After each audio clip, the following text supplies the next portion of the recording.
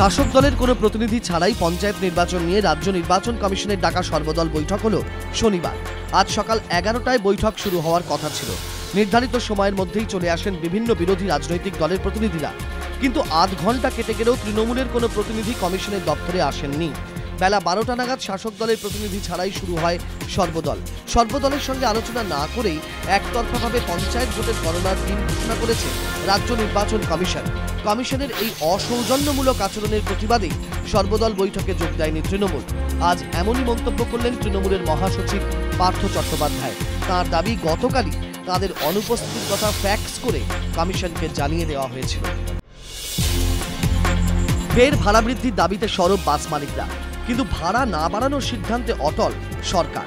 অভিযোগ, সরকার ও বাস মালিকদের এই টানাপোড়েনের ফল ভোগ করতে হচ্ছে নিত্যযাত্রীদের। কমছে বাস, বাড়ছে দুর্ভোগ। পুরোপুরি বন্ধ না হলেও বাস কমে গিয়েছে বেশ কয়েকটি রুটে।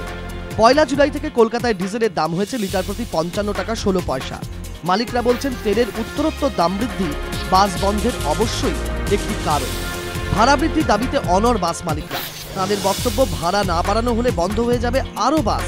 মালিকদের হুমকি, অবিলম্বে ভাড়া না বাড়ানো হলে শুরু হবে বড়সড় আন্দোলন।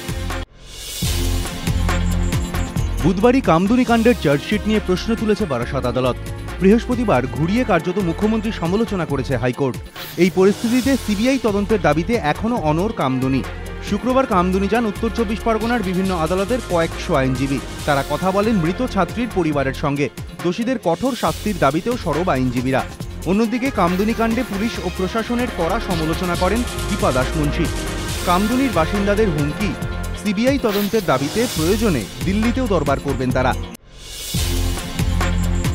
ছাত্রদের টেক্কা দিল ছাত্রীরা। কলকাতা বিশ্ববিদ্যালয়ের বিএ বিএসসিতে পাশের হার এবং ফার্স্ট ক্লাসে এগিয়ে মেয়েরা। শুক্রবারই প্রকাশিত হয়েছে কলকাতা বিশ্ববিদ্যালয়ের বিএ বিএসসি বিকম পার্ট 3 অনার্সের ফল। বিএ বিএসসিতে কমেছে পাশের হার। বিএতে পাশের হার 97.33%, বিএসসিতে 94.37%।